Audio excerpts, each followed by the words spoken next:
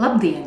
No šī gada 1. februāra Latvijā tiek realizēts projekts Karjeras atbalsts vispārējās un profesionālās izglītības iestādēs, kas apvieno 328 izglītības iestādes un nodrošinās karjeras atbalstu izglītojamajiem.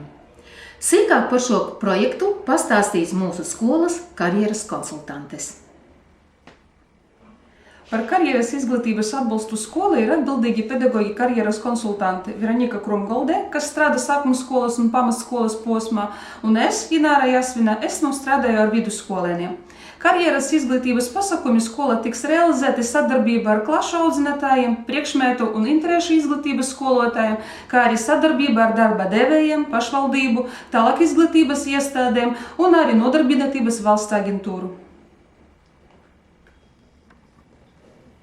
Projekta mērķis ir uzlabot pieeju karjeras atbalstam izglītojamajiem vispārējas un profesionālās izglītības iestādes.